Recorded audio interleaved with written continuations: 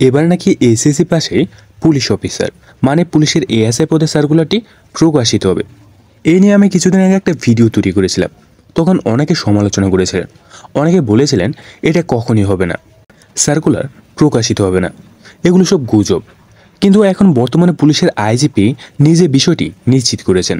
হ্যাঁ, তিনি ঘোষণা দিয়েছেন যে বাংলাদেশে পুলিশের এএসআই নিয়োগ সার্কুলার খুব শীঘ্রই প্রকাশিত হবে।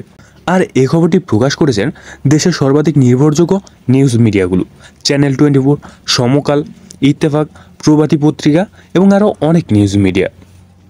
অর্থাৎ এবার আর কোনো সন্দেহ নেই, এএসআই পদে নিয়োগ আসছে এবং সেই নিয়োগের মূল যোগ্যতা হিসেবে ধরা হচ্ছে এসএসসি পাস মানে ইন্টারমিডিয়েট পাস।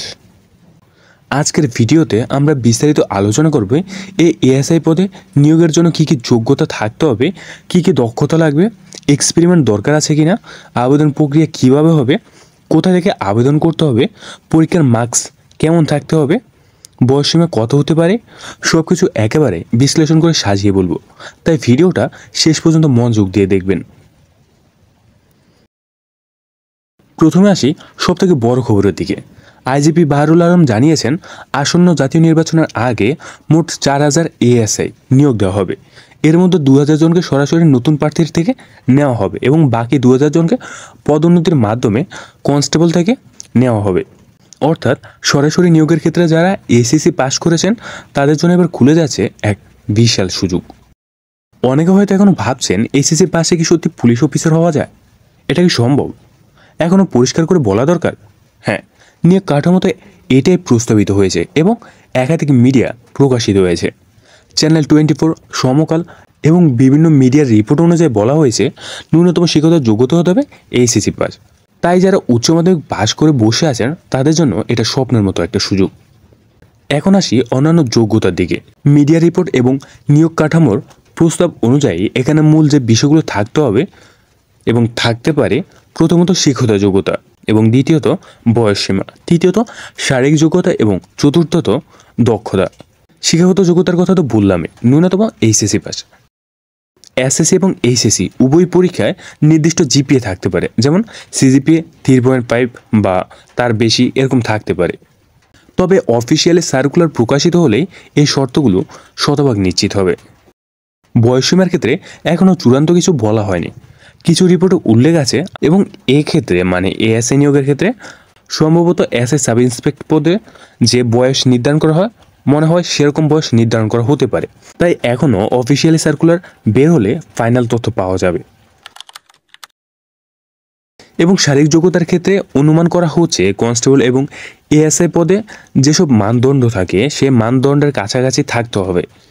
যেমন পুরুষ প্রার্থীদের উচ্চতা হতে পারে 5 ফুট 6 ইঞ্চি, বুকের মাপ 32 থেকে 34, নারীদের ক্ষেত্রে উচ্চতা 5 ফুট 4 ইঞ্চি এবং চোখের দৃষ্টি 6/6 থাকতে হবে। এগুলো অবশ্যই সম্ভাব্য মানদণ্ড। এখন আসি পরীক্ষার প্রসঙ্গে। একটি রিপোর্টে উল্লেখ হয়েছে লিখিত পরীক্ষা মোট 250 নাম্বার, অ্যাপটিটিউড বা বুদ্ধিমত্তা পরীক্ষা 25 নাম্বার এবং মৌখিক পরীক্ষা 25 নাম্বার থাকবে। সেই সাথে শারীরিক সক্ষমতা যাচাইয়ের জন্য থাকছে 7টি ইভেন্ট। প্রথমে দৌড়, long jump, high jump, push up, sit up ইত্যাদি এগুলো থাকতে পারবে এবং এগুলো থাকতে পারবে না, এগুলো থাকবে অবশ্যই। এবং রিটার্ন থাকবে 250 মার্ক, অ্যাটেন্ডেন্ট থাকবে 25 মার্ক এবং ভাইভাতে থাকবে 25 মার্ক। টোটাল 300 মার্কের পরীক্ষা হবে।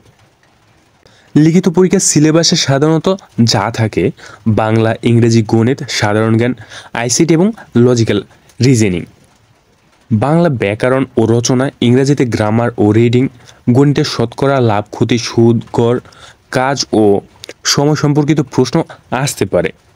সাধারণ জ্ঞানে মুক্তিযুদ্ধ, সংবিধান, সাম্প্রতিক ঘটনা, আন্তর্জাতিক তথ্য, আইসিটিতে মাইক্রোসফট অফিস, কম্পিউটার বেসিক এবং অনলাইনে সিকিউরিটি সম্পর্কিত প্রশ্ন আসতে পারে। এছাড়াও অ্যাপটিটিউড টেস্টে logically reasoning, series, Venn diagram, coding, decoding ইত্যাদি থাকতে পারে এবং ভাইভা বোর্ডে আপনাকে জিজ্ঞাসা করা হবে সাধারণ জ্ঞান, বর্তমান ঘটনা এবং আপনার আত্মবিশ্বাস ও উপস্থাপনা থেকে বিচার করা হবে। এখন কথা আসছে কাগজপত্রের দিকে। আবেদন করার সময় সাধারণত যে ডকুমেন্ট প্রয়োজন হতে পারে: এসএসসি এবং এইচএসসি মার্কশিট, সার্টিফিকেট, জাতীয় পরিচয়পত্র, স্থায়ী ঠিকানার প্রমাণপত্র, চারিত্রিক সনদপত্র, মেডিকেল ফিটনেস সার্টিফিকেট এবং যদি কোনো কোটায় আবেদন করেন তবে তার প্রমাণপত্র লাগতে পারে। আবেদন প্রক্রিয়া কীভাবে হবে? সাধারণ পুলিশ নিয়োগ করা হয় অনলাইনে police.teletalk.com বিডি এই ওয়েবসাইটের মাধ্যমে। সার্কুলার প্রকাশ হলে police.gov.bd ওয়েবসাইটে বিজ্ঞপ্তি দেওয়া হবে।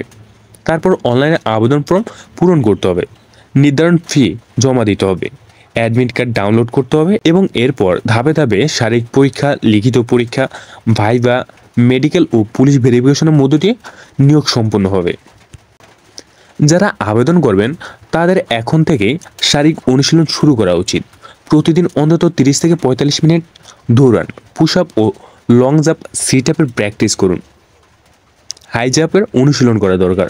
পাশাপাশি প্রতিদিন সর্বনিম্ন 2 থেকে 3 ঘন্টা পড়াশোনা করা উচিত এবং বাংলা ও ইংরেজি গ্রামার, গণিতের বেসিক কনসেপ্ট এবং সাম্প্রতিক ঘটনাবলী নিয়ে লিখিত পরীক্ষার জন্য প্রস্তুতি নিলে ভালো হয়। বিষয়টা অনেকে জানতে চাইবেন বেতন কেমন হবে।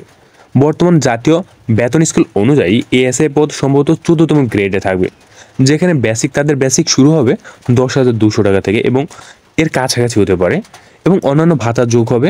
তবে মনে রাখতে হবে নতুন পে স্কেল কমিশন কাজ করছে, তাই অফিসিয়াল সার্কুলার চূড়ান্ত বেতন কাঠামো উল্লেখ থাকবে। সর্বশেষ বলবো, যাদের স্বপ্ন পুলিশ অফিসার হওয়া এখনই প্রস্তুতি শুরু করে দিন। সার্কুলার প্রকাশ হলেই তো খুব কম সময় থাকবে, তাই না? তাই এখনই শরীরচর্চা, পড়াশোনা এবং প্রয়োজনীয় কাগজপত্র রেডি করুন। এটাই আপনার ক্যারিয়ারের টার্নিং পয়েন্ট হতে পারে।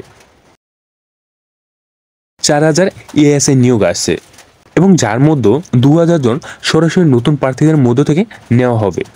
ন্যূনতম শিক্ষাগত যোগ্যতা হিসেবে ধরা হচ্ছে এইচএসসি পাস। বয়স, মার্কস, ব্রেকডাউন, শারীরিক মানদণ্ড এইসব অফিসিয়ালি সার্কুলারে বিস্তারিত উল্লেখিত থাকবে। তাই এখনই মানসিক এবং শারীরিকভাবে প্রস্তুতি নিন। ভিডিওটি যদি আপনার ভালো লেগে থাকে এবং কাজে আসে তবে অবশ্যই শেয়ার করুন। কমেন্টে জানিয়ে দিন আপনি কোন জেলা থেকে আবেদন করবেন এবং আপনার প্রস্তুতি কেমন চলছে। আর হ্যাঁ, সামনে আমরা নিয়ে আসবো ফিজিক্যাল টেস্টের জন্য আলাদা প্রস্তুতি গাইডলাইন এবং মক প্রশ্নপত্র। তাই সাবস্ক্রাইব করে পাশেই থাকুন। ধন্যবাদ।